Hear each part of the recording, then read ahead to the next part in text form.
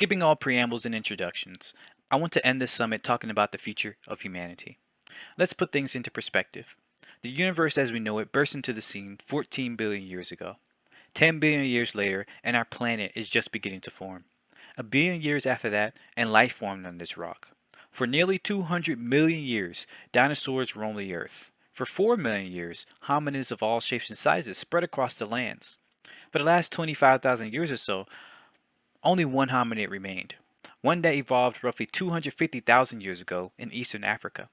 One that turned social intelligence into a tool to change the world. That species has been through many changes, especially over the last 10,000 years as we began building empires thanks to stabilizing climate making agriculture as we know it possible. Now here we are, barely a fraction of the time as the dinosaurs have been alive, or even our ancestors, and we worry about self-annihilation, existential risk, dystopia. I wanted to talk about so many things today.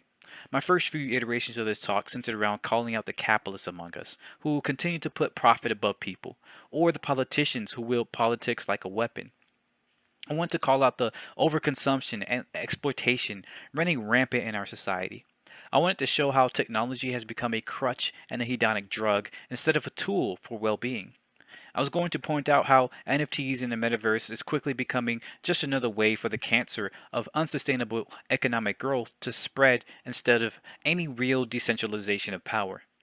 But plenty of people are talking about all of those things already, probably much better than I can. What I don't ever hear enough about is the scale and what we can be doing instead to live up to our greatest potential. The term metaverse was coined by Neil Stephenson in his novel Snow Crash. Many of us hopefully realize that it was a dystopian world in which the metaverse was created. But in that same novel, Stephenson went into a fair amount of detail about a 4,000-year-old myth of a long-lost civilization known as the Sumerians. By connecting this futuristic idea to the distant past, Stephenson shows us how history repeats itself. How even a concept as new and technologically advanced as the metaverse is a concept as old as time, or at least recorded history. Many peoples over the last couple thousand years conceived of a reality that was beyond this reality, a world where our imaginations were unbounded by our physical limitations, despite those metaverses being a thing of myth and legends, of spirits and mind, even of drugs and alcohol. It was far better than what we are building today, because what we're building today is cancer. Here's a case study. For hundreds of years, Africa had countless empires. The Benin Kingdom, whose capital city of Edo was said to be one of the most beautiful and well-planned cities in the world by the Portuguese.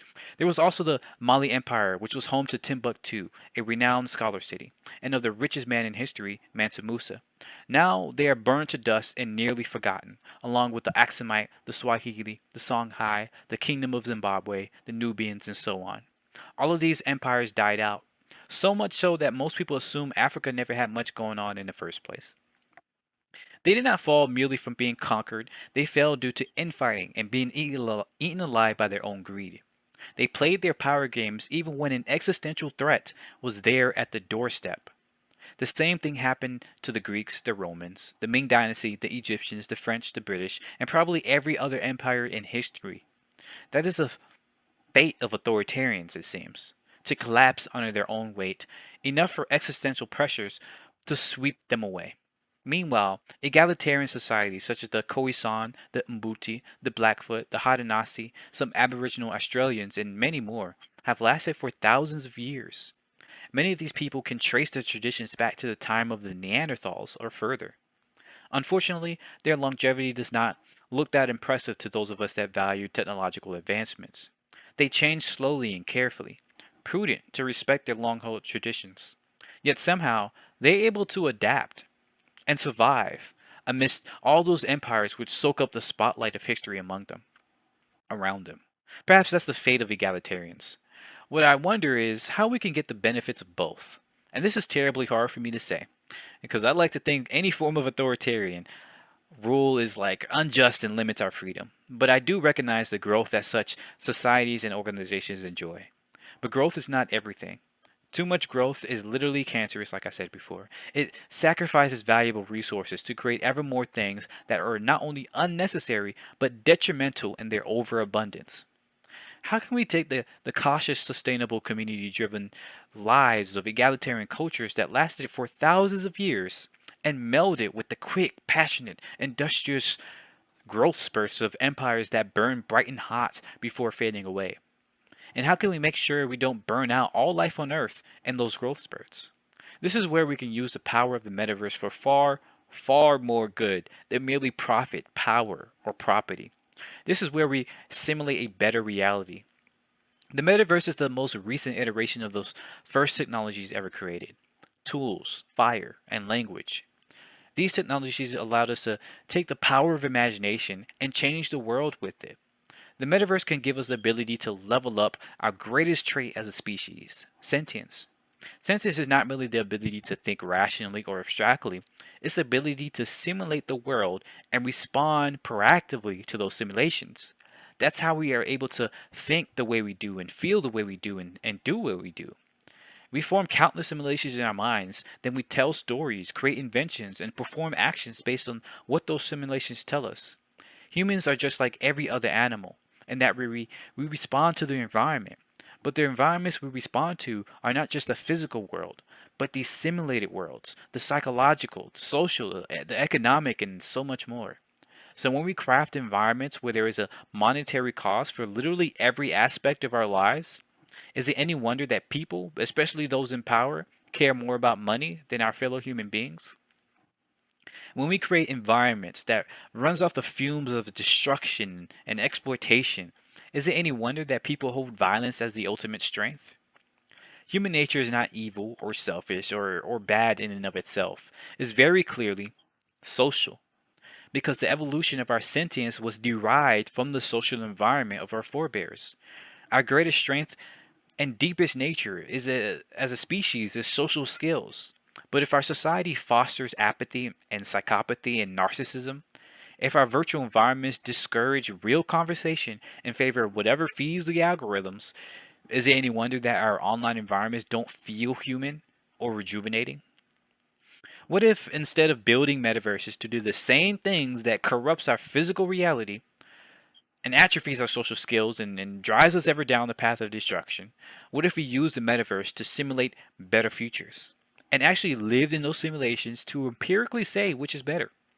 Instead of arguing of what is realistic or not, or assuming that how we do things today is the only way to do things, what if we built virtual communities that simulate completely different ways of living and use that to determine real world policies? We need to learn from history.